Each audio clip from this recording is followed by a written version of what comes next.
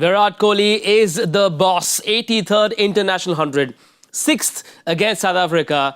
Is 3rd in Ranchi, and it has been a super Sunday for all the Rohit Sharma, Virat Kohli fans, and no better way than just big runs to quell all those rumours, all those theories. We'll talk about all that with Bhattacharjya and Zaheer Khan on Cricbuzz Live. 350 for South Africa to chase. That's what we watch cricket for. What else we here for, as Kapil Paji said. A strong batting performance. Very heavy toll on the bowlers. You can see that the pitch did look like a good batting pitch. Maybe the new ball, Nanderberger, initially created some opportunities for South Africa. But other than that, that maybe that one moment, where Rohit got out, the game slowed down a bit at that stage. But it has been a very consistent batting performance from the Indian team. Scoring at a good rate. They always look like they're going to get maybe go past 350. Yeah. But 350 is just about what they set out to get, and they did get there. On a relayed pitch, India were put into bat because India, as they have done over the last 19 ODIs, lost that toss again. But they wouldn't mind it. I mean, a big piece of news, big box ticked.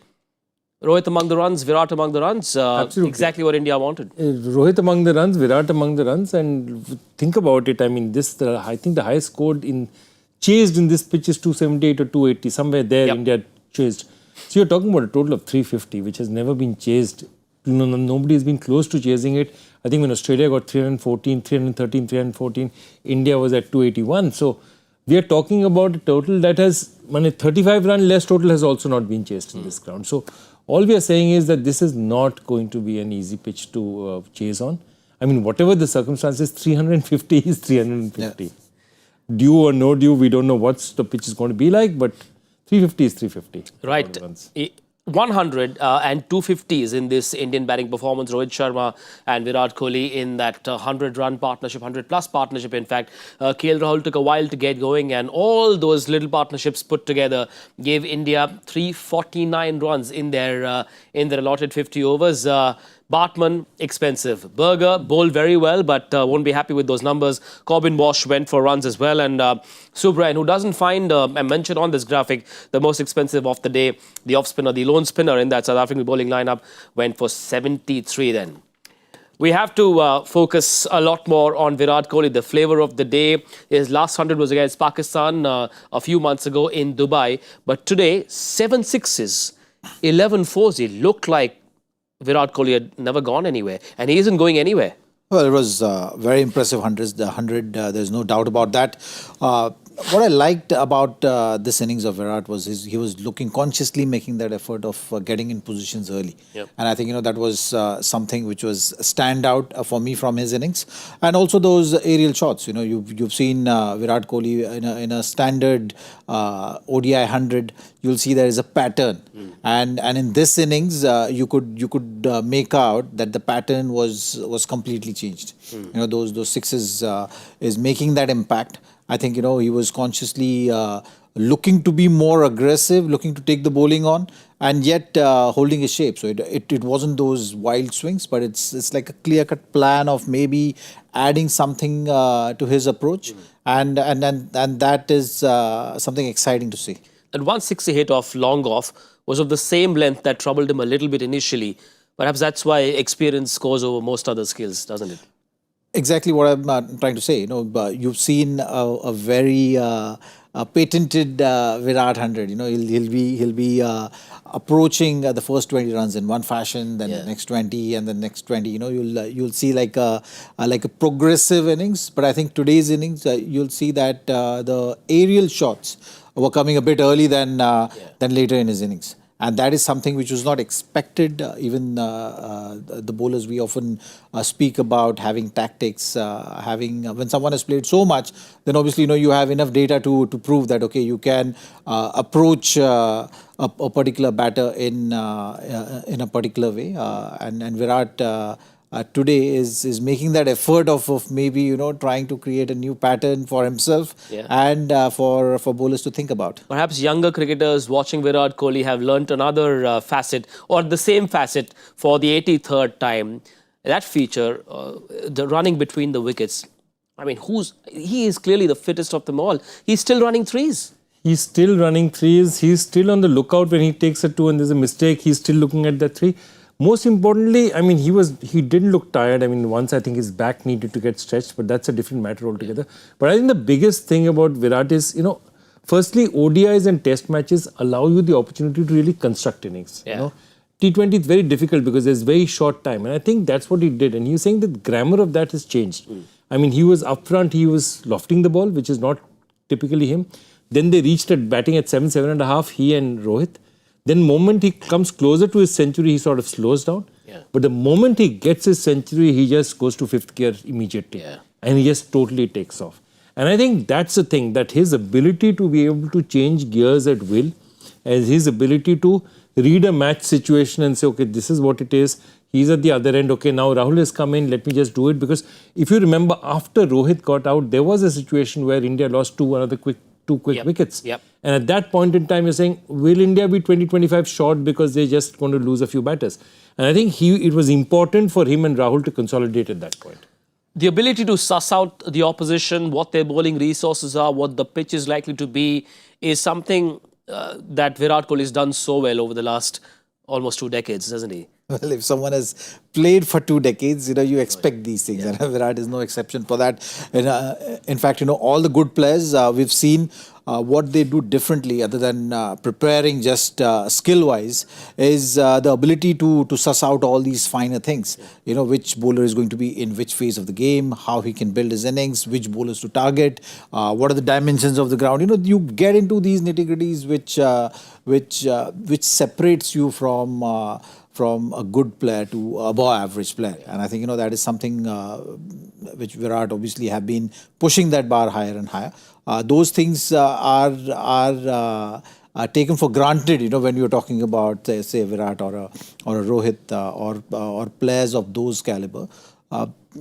This innings was very important for Virat, and like I said, what I liked about it is the approach, is the aggression, is the different pattern which we've seen from this 100. You've not taken too much time in the early part of your innings, which Virat is known for. He's looking to be aggressive. He's not afraid of taking bowlers on, not afraid of taking the aerial route. And I think that is something which is going to be enough for bowlers to now maybe change their approach or think a little bit more when they will be bowling to Virat. When he steered that ball to third man, that 100th run, and then that leap, the celebration. We who haven't played the game look at these moments very differently. What did that celebration tell you? What's going on in his mind? No, I mean, for him, it's redemption. So, let me tell you, all these guys, both these guys are on a marathon run. Okay? These are all milestones. They're looking at 27. Their minds are on 27. They want to reach there. They want to keep themselves fit, ready, and able to get there. So, every little step there, he's done this. Now, that is ensured that I'm definitely sure that the next ODI series, they're definitely going to be there, barring injury or illness. So they're going to break it up part by part by part. They want to be there for 27. And it's really important to them. And I think that, forget about what happens. That journey itself is just such a fascinating journey because, history is betting against them. The odds are betting against them. But here you're talking about one batter who is the greatest six-hitter in the history of ODI cricket, and it's a record that will not be broken because we are playing far fewer ODIs now. You're talking about another batter who has scored the most centuries in ODI cricket. That's another record that will never be broken. They're two record breakers at the fag end of their careers, trying their best to win that one trophy that has eluded them. And this is their journey. And so every bit of it is so, so special. A partnership of 136 of 109 between the great Rohit Sharma and the great Virat Kohli. This is the 20th time these two have stitched on a 100-plus partnership. It looked like these two men are on a mission against the naysayers and against their own frailties as well. I'm sure they are battling many demons within and outside as well. And I don't mean to sound controversial, but sometimes great players need to find that zone to be able to raise their game, and Rohit and Virat are showing us how it's done.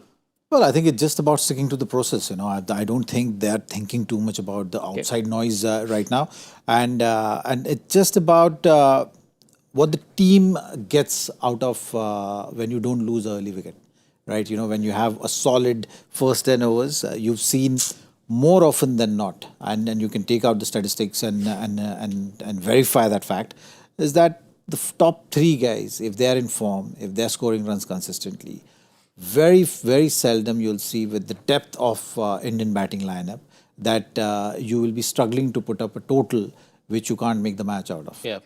So that is something has been the success formula for Indian team in this format.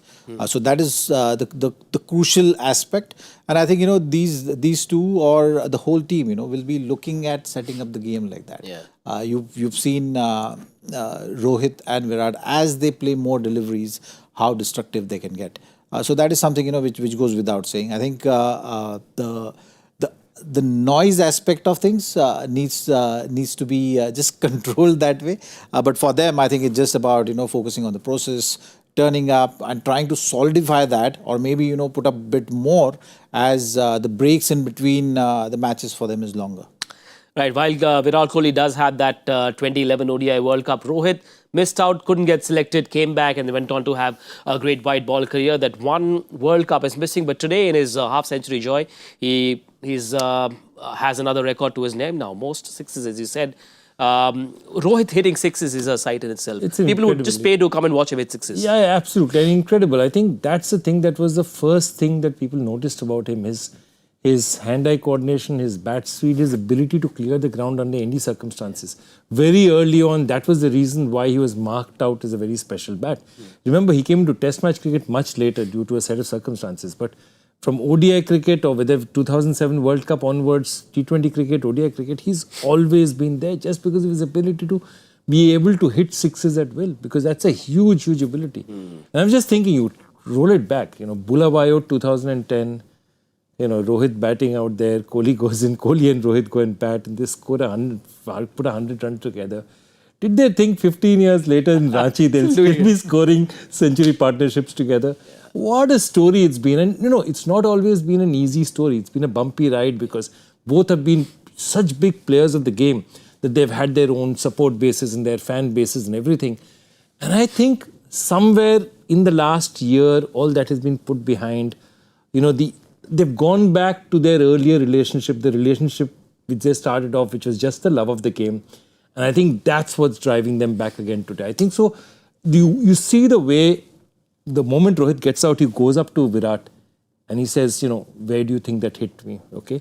See that, and you see Rohit's reaction when Virat hits 100. Yeah. Okay. Both those tell you that, all these talks about, these are the two rivals camps and all that.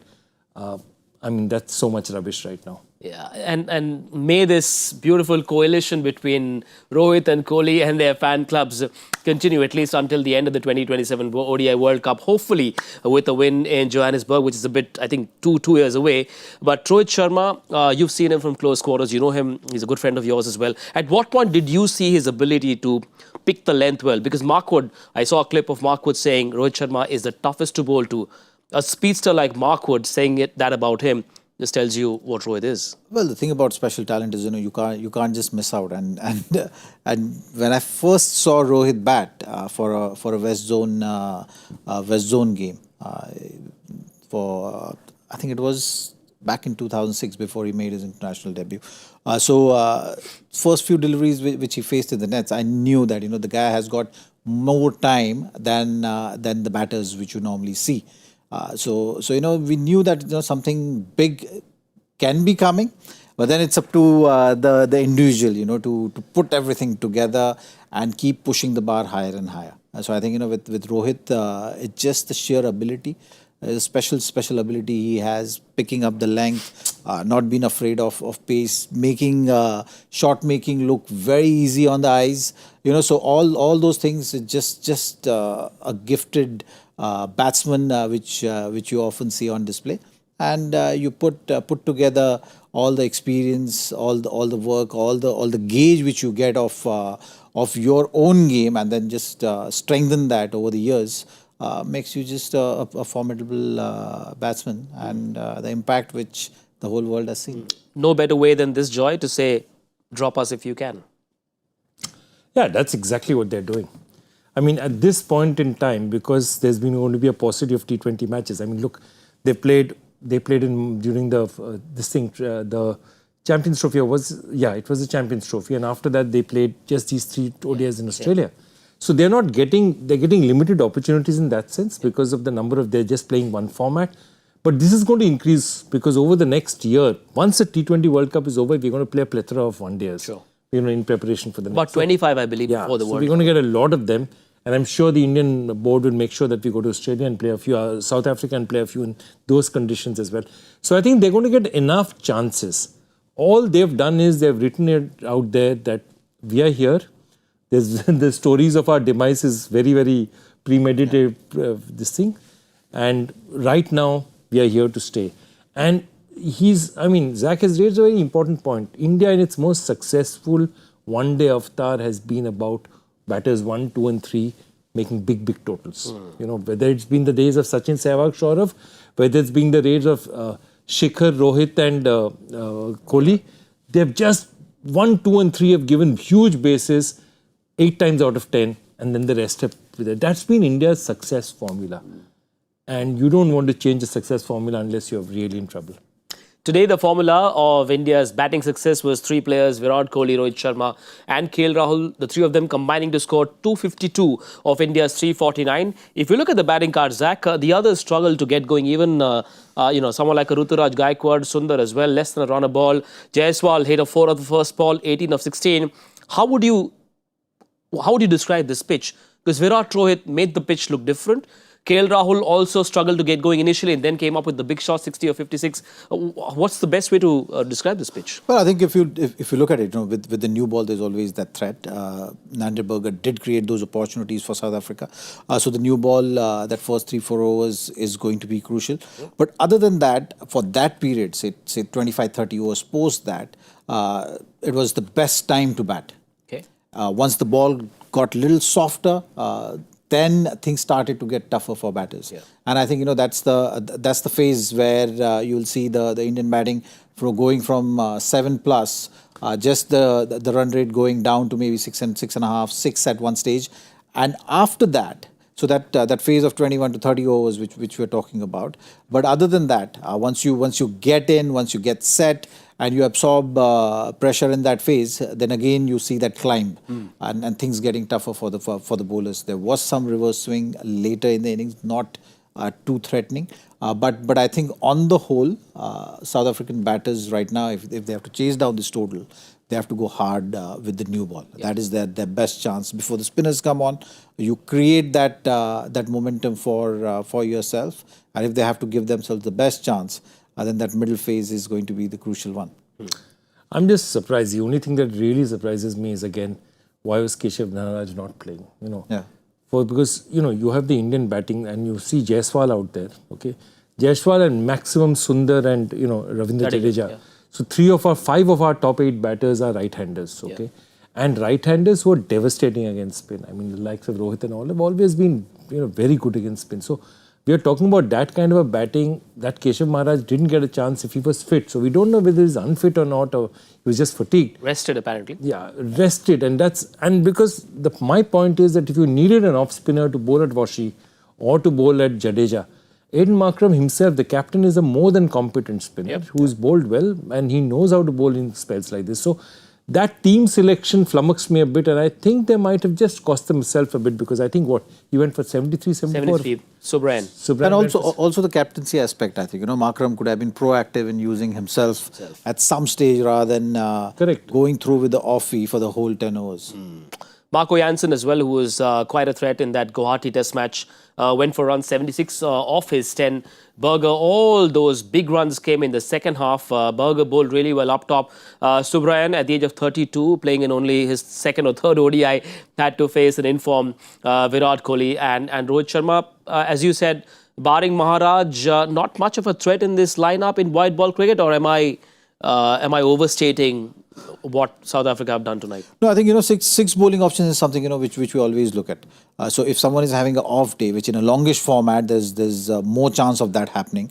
Or you want to create more options at the back end of the innings. When you have a total of 350, that means at some stage the going is going to be tough. Yeah. And then in that, if you have someone bowling 3-4 overs, the sixth bowler, then it creates that flexibility for you. So you could have chosen whether to give Marco all 10 overs or Subren in this match to be looked at in saving overs. So rather than someone having a tough day, exposing him to bowl all the 60 deliveries, you just kind of manage that. And that's why it's better to have a 6 bowling option, which South Africa did have in Markram. So I think that one trick was missed when you just use 5 bowlers. At times you get set because and frozen to maneuver your resources. Yeah, lack of discipline as well. 14 wides and 5 byes, so 23 sundries doesn't really help a bowling group. And Tony D'Orsi, his whole team will look at him and say that you need to take 1 catch. So he scored a century against India in December 23. So they'll be telling him you need to score 1 today to make up for that drop, because that Rohit drop was a crucial drop. Right. Normally, people say that this format is too pro batters, but a new rule came into effect in July this year. The rule of having 2 balls being used from both ends up until the 34 over mark, and then one of the 2 can be picked by the bowling team to bowl the remaining 16. What do you make of that rule, and how does that impact a bowler's performance? I think the rule amendment has happened because of the feedback which all the bowlers and the teams must be giving back. And then one of the feedbacks was the balls used in ODI, two new balls have been used, and at some stage it makes it very tough, and the reverse swing aspect of the game goes out completely. So I think to create that back again, because earlier, if you remember, the ball used to be changed at 35 over. Yes. Because this white ball doesn't last all the 50 overs, and then sometimes it becomes tough to sight. So the batters were giving the feedback that at later stage in the innings, when you're looking to go hard at bowlers, it becomes that much tougher. The ball goes softer, it loses color. So all those challenges were there. That's why the 2 new ball rule had come in, and now that rules out the reversing possibility completely. So I think to tackle that, they're saying, okay, fine, a ball can last 34 overs. So one ball can still be used for 34 overs. So at 34 over mark, you change the ball, and the bowling team has the option of selecting which ball they feel is apt maybe to go reverse. Will this rule change affect how teams construct their sides as well going forward? Is that something that would be on a captain or a coach or a selector's mind as well? Because I'm not sure if every team will have bowlers who can bring in reverse swing. See, once you have enough data, you'll definitely see maybe a difference of 15 runs if you're just considering the similar kind of situation. So if the team has lost 4 wickets, and from there, if you look at in the last 16 overs, teams going on to get say 8 runs per over or 7 runs per over, that will definitely come down with this rule change, I feel. No Bumrah, no Siraj. How does this pitch, the conditions here, and this new rule, how does all that impact India's plans in the second innings? We've got Harshit, we've got Arshdeep and Prasidh Krishna. Well, seamers, yes, but I think Kuldeep factor is going to be a big one. And at this stage, you can safely say that India has done a great job with the bat. So, you can look at this total as a winning total. You will always be in the game, even though South African batters come very strong at the Indian bowling in the first 10 overs. You'll always have that chance of pulling things back. So I think the middle phase, spin coming into play, is something which is going to be a deciding factor. I'm expecting maybe South African batters initial phase coming hard at the Indian bowlers. So expect some runs maybe in the first 10-15 overs. It might be tough, but once the spin is on and the ball gets a little softer and older, then India will be able to pull things back. 6 bowling options. Joy, safe to say that India have that extra cushion if and when the dew comes in. They have the cushion. You can't play. I mean, dew is a factor that it's how bad. But what they'll try and do is try and get Kuldeep and Jadeja in before the dew comes. I mean, they'll also have calculated dew comes in at about 7:30. What time does it? So if you want to give them 4-5 overs before, they're going to look at all that. I mean, all this will be very carefully studied by the Indian team. And look, I think it's interesting because also India has 2 bowlers who are really, 2 of their 3 bowlers are hit the deck bowlers. And Prasidh and Harshit are both hit the deck and get height on of the bowlers. So it'll be interesting whether they go early with them. See, Arshdeep will definitely get the new ball. But the hit the decks bowlers also wear the ball out a bit faster because they tend to hammer the ball into the deck. So let's see how they play this. It'll be interesting to see how how Rahul constructs his bowling attack now, because he's got due in his mind. He's got 33 overs in his mind. All these factors he's going to be play. Who are the left-handers? Who's the right-handers? He's got a left-arm bowler. He's got a right-arm bowler. He's got all options available. Yeah. So I hope only that he's a bit more innovative in his processes than Markram was, because we really thought Markram should have got a ball. Very quickly, Zach, pace off the way to go for the Indian pace trio? Maybe later. I think initially you'll see Ashdeep backing himself to go fuller. I think that has been his most attacking option when he's looking to swing the ball. So I think he will look to do that. You've seen with Quinton de Kock as well. That one area he's good off short ball. He's good off pace. When the ball swings and it's fuller, maybe on the offside, it's always area of concern for him. So I think Ashdeep will be aiming that corridor, maybe be a touch fuller than shorter. They have a certain budget to try a few things, 349 in the pocket. We're just about 16 days away from the IPL auction. One name will not be a part of that auction. Andre Russell has said goodbye to IPL cricket as a player. Will no more be playing for KKR, but he'll be a coach. He's now the new power coach of the Kolkata Knight Riders. This man perhaps played a role in bringing Andre Russell to KKR about 11 years ago. Joy, your thoughts? 2014. No, yeah. I wouldn't say we supported Gautam's. Gautam just turned around and said, if a guy can hit a ball that hard, and this was the end. So you had bought all the players. There was some space left. There was some money left. And there was enough money to buy Andre Russell. And he said that if a guy can bowl at 140 and hit that hard, I think we're going to find a use for him. And it's very interesting. If you look at that 2014 IPL season, he's an IPL great. But in 2014, of 14 matches, 17 matches actually KKR played, because they went all the way 16 matches. Yeah. He played only 2 matches. Okay. He did not play at all in that IPL. His highest score was 7 runs. He played only 2 matches. Actually, what happened was that after that, the next tournament was the Champions League 2014 in Hyderabad. And Shakib Al Hasan could not come. Okay. And that's where Andre Russell got his chance. And he goes in the very first match, lost match for KKR against Chennai. He scores 58 in 25 balls and wins the match. And from that innings onwards, he just cemented his place. And I think as a combination of, power hitting, absolute power hitting, and power hitting under any, like Sunil Narine can hit the ball, but Sunil Narine can hit the ball up front. He may not find it that easy to hit the ball in the 16th over, and the ball is a bit. But combination of power hitting and really shrewd bowling, because he's a very, very shrewd operator with the ball, you will not find in T20 cricket. He's a true T20 Hall of Fame cricketer. He's a great. The numbers will tell you exactly what Joy has been saying. Runs as well as wickets, 2,651 runs in the IPL. Take a look at that. Zach, 123 wickets as well. We'll ignore the economy because, that number has been crazy for most bowlers across the world. These are incredible numbers. No, I think, this kind of player changes the balance of the team. Yeah. So obviously you got to just look at the kind of impact he's had with the ball. Bowling at the back end as well, so obviously that economy is on little on the higher side.